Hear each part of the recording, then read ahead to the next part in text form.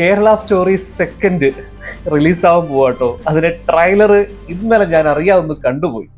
എന്റെ പൊന്നോ, എമ്മാതിരി കോമഡിയാന്ന് പറയാ ചെയ്തു വെച്ചിരിക്കുന്നത്. സത്യത്തിൽ അതിന്റെ സംവിധായകരും നിർമ്മാതാവും ഒക്കെ അത് ഉദ്ദേശിച്ചിരിക്കുന്നത് ഭയങ്കര സീരിയസ് സബ്ജക്റ്റ് ആണ് ഉണ്ടാക്കി വെച്ചിരിക്കുന്നത്. പക്ഷെ നമുക്കത് കാണുമ്പോൾ, പ്രത്യേകിച്ച് മലയാളികൾക്ക് കാണുമ്പോൾ ചിരിച്ചു പൊണ്ടാൻ തുടങ്ങും.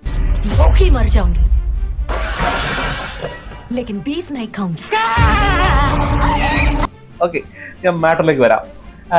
ഞാൻ ഈ പറയാൻ പോകുന്ന കാര്യം കേരള സ്റ്റോറി സിനിമയുടെ സംവിധായകനും അതിന്റെ അണിയറ പ്രവർത്തകരും നിർമ്മാതാവും ഒപ്പം തന്നെ അറിഞ്ഞോ അറിയാതെയോ മുസ്ലിം വിരോധം കൊണ്ട് ഇത്തരം സിനിമകളെ പ്രൊമോട്ട് ചെയ്യുന്ന ആളുകളും അറിയാൻ വേണ്ടി പറയുക കേട്ടോ.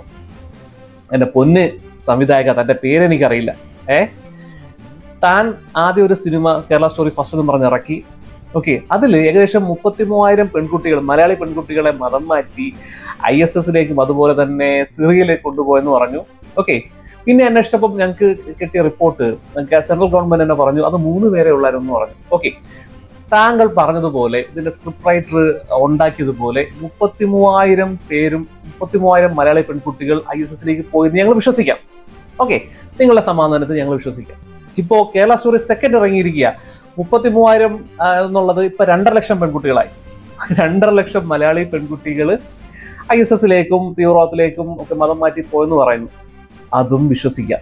ഓക്കെ, നിങ്ങൾ ചെയ്തതല്ലേ, ഞങ്ങൾ വിശ്വസിച്ചിരിക്കുന്നു. പക്ഷേ വിശ്വസിക്കാൻ പറ്റാത്തൊരു കാര്യം, അതും പ്രത്യേകിച്ച് ഞങ്ങൾ മലയാളികളെടുത്തു, എൻ്റെ പൊന്നണ്ണ, ഈ പൊറോട്ടയും ബീഫ് ഫ്രൈയും, അത് നല്ല മൊരിഞ്ഞ നല്ല പൂക്കല പോലത്തെ പൊറോട്ടയും നല്ല സൂപ്പർ വഴറ്റിയെടുത്ത ബീഫ് ഫ്രൈയും ഉണ്ടല്ലോ, അല്ലെങ്കിൽ ബീഫ് റോസ്റ്റും, അത് ജന്മം ചെയ്ത ആർക്കും കൊടുക്കത്തില്ലെണ്ണ. നിങ്ങൾ അതിൽ കാണിച്ചിരിക്കുന്നത് ഒരു പെൺകുട്ടിയുടെ വയറ്റിലേക്ക് പീസ് കുത്തി കയറ്റുന്നതാ. എന്റെ പൊന്നെണ്ണ, സ്വപ്നത്തിൽ പോലും നടക്കില്ല. ഇവിടെ അത്രയ്ക്ക് ഡിമാൻഡാണ് ബീഫ് ഫ്രൈയും പൊറോട്ട എന്ന് പറഞ്ഞാല്. ഞങ്ങൾ മലയാളികള് ഇനി എത്ര സുഹൃത്തു എന്ന് പറഞ്ഞാലും ബീഫ് ഫ്രൈ അത് ഷെയർ ചെയ്യത്തില്ല.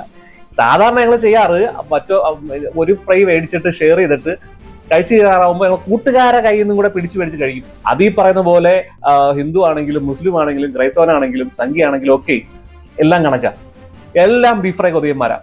അങ്ങനത്തെ ആളുകളെ വെച്ചിട്ടാണ് നിങ്ങൾ ഈ ബീഫ് ഫ്രൈ ഒരു പെണ്ണിന്റെ വായിലേക്ക് കുത്തിക്കയറ്റി കൊടുക്കുന്നത്.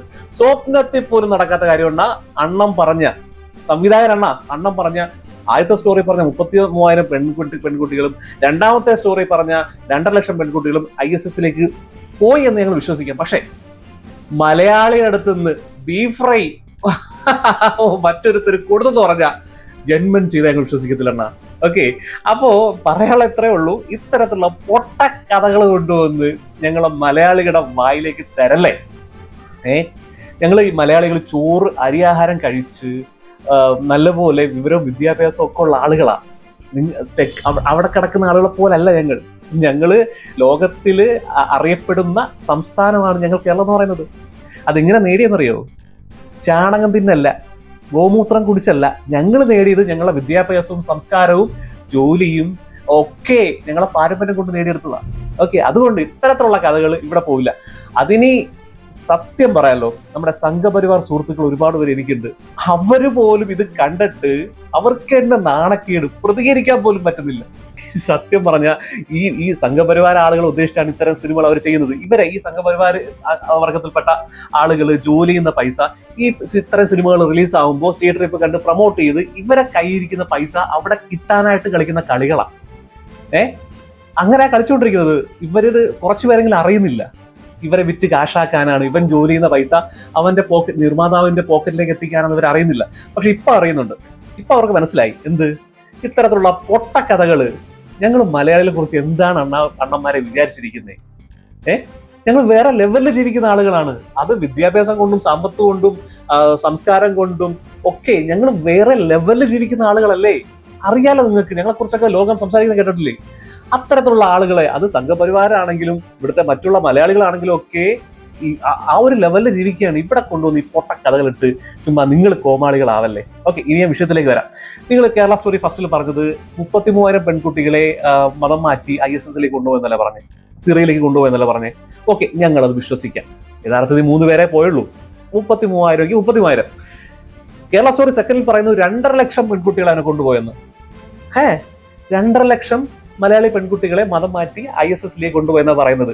അതും ഞങ്ങൾ വിശ്വസിക്കാം, നിങ്ങളൊരു സമാധാനത്തിന് വേണ്ടിയിട്ട്. പക്ഷേ ഇവിടെ ഒരു മലയാളിയുടെ കയ്യിൽ നിന്ന് ഒരു കഷ്ണം ബീഫ് മറ്റൊരുത്തന്റെ വായിലേക്ക് കൊടുത്തെന്ന് പറഞ്ഞാൽ എന്റെ പൊന്നെണ്ണ സ്വപ്നത്തിൽ പോലും വിശ്വസിക്കാൻ പറ്റത്തില്ല. അത് പോസിബിൾ അല്ല. We are Malayalees. ഞങ്ങള് നല്ല ചൂട് പൂക്കുല പുറത്ത പൊറോട്ടയും ബീഫ് ഫ്രൈയും, അതായത് നല്ല കുരുമുളകിട്ട് വഴറ്റി വെച്ച ബീഫ് ഫ്രൈയും ബീഫ് റോസ്റ്റൊക്കെ കിട്ടിയാലുണ്ടല്ലോ, വിടത്തില്ല. ഒരു പീസ് പോലും ഒരുത്തരും കൊടുക്കത്തില്ല. പറ്റുമെങ്കിലും ഷെയർ ഇട്ട് മേടിച്ചാലും അവൻ ഞങ്ങൾ കഴിച്ചു കയറുന്ന ഞങ്ങളെ കൂടെ കഴിക്കുന്നവന്റെ കയ്യിൽ നിന്ന് കൂടെ പിടിച്ചു വലിച്ചു തിന്നും. അങ്ങനെയുള്ള ഞങ്ങളടുത്താണ് നിങ്ങള് ഞങ്ങൾ മലയാളിയായ ഒരുത്തൻ മറ്റൊരു പെൺകുട്ടിയുടെ വായിലേക്ക് ബീഫ് ഫ്രൈ കുത്തി കയറ്റി കൊടുക്കുന്നത്. എന്റെ പൊന്ന പൊട്ടന്മാരായ അണ്ണന്മാരെ, നിങ്ങള് പറയുന്നതെല്ലാം വിശ്വസിക്കും. പക്ഷെ ഇത്തരം കാര്യങ്ങൾ ഒരു രക്ഷയില്ല, വിശ്വസിക്കാനേ കഴിയില്ല. അപ്പൊ അതുകൊണ്ട് ഞങ്ങളെപ്പോലുള്ള ആളുകളെടുത്ത് ഇത്തരത്തിലുള്ള പൊട്ടക്കഥകളുമായിട്ടൊന്ന് സ്വയം കോമാളിയാവാതെ വേറെ എന്തെങ്കിലുമൊക്കെ നല്ല സ്ക്രിപ്റ്റ് എടുത്ത് സിനിമ ചെയ്ത് ജീവിക്കണം, അങ്ങനെ ജീവിക്കുക. അല്ലാതെ ഈ പാവപ്പെട്ട സംഘപരിവാരുടെ പൈസ ആഗ്രഹിച്ചുകൊണ്ട് ഇത്തരത്തിലുള്ള പൊട്ട കോമാളികൾ സാധനം എടുത്തുകൊണ്ട് ഇവിടെ ഇട്ട് ഇങ്ങനെ ഇട്ട് കുഴയ്ക്കാതെ എടുത്തോണ്ട് ഓടേ.